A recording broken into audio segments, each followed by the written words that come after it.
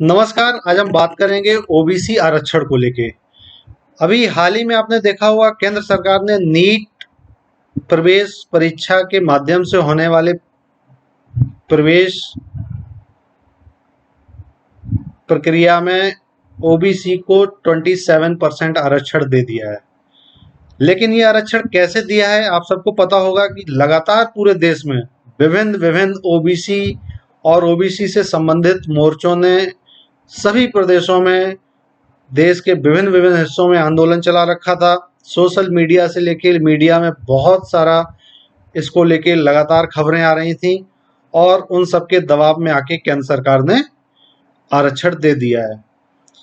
अभी हाल में ही आपने देखा होगा कि उत्तर प्रदेश के अंदर जो 69,000 शिक्षकों की भर्ती हुई थी, उस भर्ती में भी ओबीसी आरक्षण 27% नहीं दिया गया। इस तरह के ओबीसी अभ्यर्थियों द्वारा लगातार आरोप लगाए गए।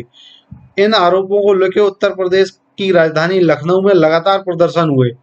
प्रदर्शनकारियों की जायज मांगों पर, उनकी जांच की मांगों को उत्तर प्रदेश सरकार ने ठुकराया और उन पर बुरी तरह लाठीचार्ज कराया, जिसमें बुरी तरह बहुत सारी महिला अभ्यर्थी और पुरुष अभ्यर्थी घायल हुए, बच्चे भी साथ में थे। उनका आरोप था कि जो 69,000 की भर्ती है उसमें 6,000 से ज़्यादा ओबीसी कैंडिडेट्स को सिलेक्ट नहीं किया गया है, जो और उनकी जगह सामान्य वर्ग के लोगों को नौकरियां दी गई हैं, जिसकी जांच की मांग कर रहे थे। लेकिन उत्तर प्रदेश के मुख्यमंत्री से लेके उत्तर प्रदेश के बेसिक शिक्षा मंत्री सतीश द्विवेदी जी, जो कि इससे पहले भी विवादों में रहे हैं, जिन्होंने मिड डे मील और इन सब में जो घोटाले हुए उन पर भी उन पे आरोप लगे, और उसके अलावा उन्होंने जो उनके भाई का सिलेक्शन असिस्टेंट प्रोफेसर में हुआ था सवर्ण गरीब कोटे में, उसको लेके भी पूरे देश में जब बवाल हुआ कि किस तरह से एक मंत्री का भाई, जिसके पास जो ऑलरेडी एक सरकारी एक नौकरी में था जहां उसकी एक अच्छी खासी तनख्वाह थी, जिसकी पत्नी भी सरकारी नौकरी में है, ये कैसे गरीब कोटे में आ सकता है। तो फिर जब बहुत बड़ा मुद्दा बना तो फिर उन्होंने ज्वाइनिंग से पहले ही इस्तीफा दे दिया। तो हम बात कर रहे हैं ओबीसी आरक्षण को लेके। ओबीसी को 27% आरक्षण दिया गया है।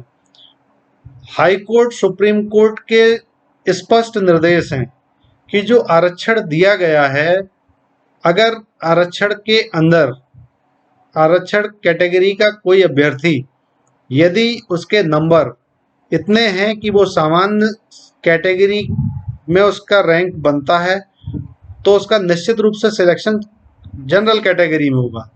लेकिन जो सरकारें ओबीसी विरोधी मानसिकता की हैं, वो लगातार इस तरह का देखा गया है कि वो कैटेगरी के कैंडिडेट को, चाहे उसके रैंक मेरिट कितनी भी हाई हो, उसको कैटेगरी में ही रखते हैं, जिससे ओबीसी कैंडिडेट्स को लगातार देश की अलग अलग बहुत सारी नौकरियों में नुकसान हुआ है। तो देखना यह है कि चाहे किसी प्रदेश की सरकार हो, चाहे केंद्र की सरकार हो, कब इस तरह से ओबीसी को कब तक छलेगी, कब तक उनकी जायज मांगों को नहीं मानेगी, ये ओबीसी अभ्यर्थियों को सोचना है। पूरा देश का ओबीसी लगातार इसको लेके आंदोलन कर रहा है। देखते हैं, अभी हाल में केंद्र सरकार ने एक मांग मान ली है, हालांकि उत्तर प्रदेश सरकार ने अभी तक ये नहीं माना है कि कोई भर्ती में गड़बड़ी हुई है। जबकि उत्तर प्रदेश सरकार में लगातार जब उन्होंने जायज मांगों को लेके लखनऊ में प्रदर्शन किया, बेसिक शिक्षा मंत्री के आवास को घेरा, तो उनपे पुलिस ने बुरी तरह बर्बर लाठीचार्ज किया, जिसमें महिलाएं भी शामिल थीं। महिलाएं अपने बच्चों को साथ लेके गई थीं। कई लोगों के हाथ पैर टूटे, गंभीर चोटें आई, उनको अस्पताल में भर्ती कराना पड़ा। इन सब के बावजूद भी, जबकि उत्तर प्रदेश में ओबीसी का अगर संख्या के हिसाब से बात करें तो एक बड़ी भागीदारी है, 50% से बड़ी संख्या में ओबीसी वोटर्स हैं, तो मुझे लगता नहीं है कि उत्तर प्रदेश की राज्य सरकार और केंद्र सरकार मिलके ये सोच नहीं रहे होंगे कि अगर ओबीसी मतदाता नाराज हो गया तो निश्चित रूप से आने वाले 2022 के विधानसभा चुनाव में भारतीय जनता पार्टी की जो योगी आदित्यनाथ की सरकार है, उसको बड़ा खामियाजा इसका भुगतना पड़ सकता है, और सत्ता से बाहर का रास्ता भी यही ओबीसी वर्ग दिखा सकता है।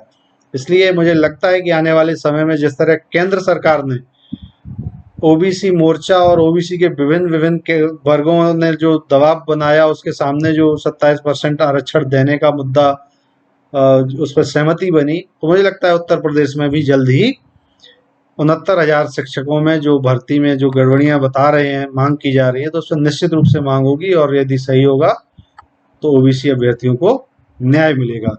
वीडियो कैसा लगा कृपया कमेंट में जरूर बताएं। वीडियो को लाइक करें, बेल आइकन को प्रेस करें, चैनल को सब्सक्राइब करें। Thank you for watching.